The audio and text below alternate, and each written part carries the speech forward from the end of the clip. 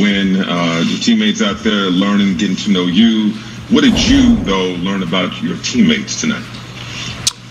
We have some special talent in this locker room. Very versatile. Shooters, playmakers, defenders, a little bit of everything. And that's what you're going to need, especially when it comes postseason. Obviously, we haven't built as much chemistry as we would like. But that first game, it felt good to be out there on the court and just, giving guys confidence, giving guys energy. And that's what it's going to take throughout the course of the year. And once you build that up and guys believe in each other, then it's pretty scary. Malika Andrews with ESPN. Hey, James, I'm wondering if there was any sense of this was like riding a bike, getting back out with Kevin Durant.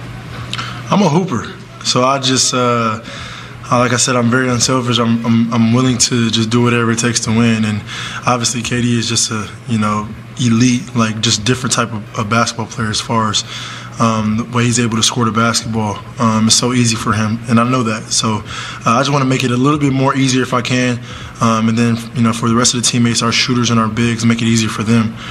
So yeah, it was pretty easy out there. Greg Logan with Newsday.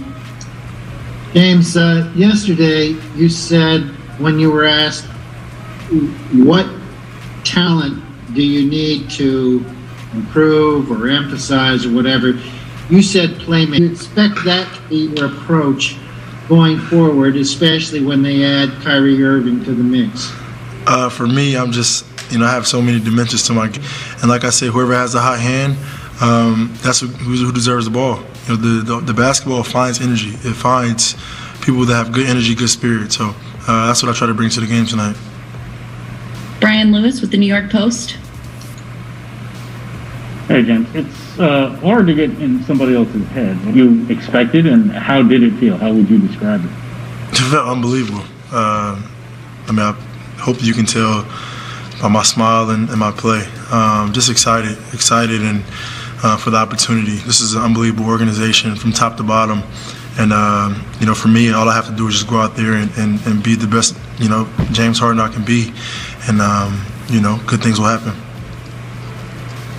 Christian Winfield with the New York Daily News. Hey, James, one thing about you and Kyrie and KD as it pertains to you guys' offensive talent is that you guys can kind of tell what the defense is going to do before they do it. How do you think that is going to help guys like Joe, guys like DeAndre, when the defense can't really help off of, we saw today, defense can't help off of Joe. He's going to hit a three. Defense can't help off of the guy down low. You got to throw the lob up top. How does that make this team better that you guys all know what the defense is going to do and they can't really double you? Once we go through every scenario, and it's only maybe 4 or 5 that teams can really do against us, and throughout the course of the year that's going to happen, once we figure out, okay, they're doing this tonight, this is how we attack it, or they're doing this tonight, this is how we attack it. Once we get that, it's basically up to us. And I'm so excited for Kai to get back. He's a key piece to what we're trying to do. And the chemistry, as soon as we can build that, as soon as we can be on the court together, it's going to be scary hours.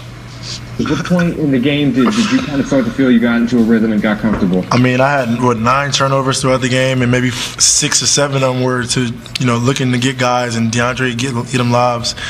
That's me being unselfish. That's me trying to get guys involved. But at the end of the day, I just still got to be a player at the end of the day and score when I need to score, and when the pass is there, do it. So first game, I'm happy to get it out the way. Now we can watch some film and get ready for our next opponent.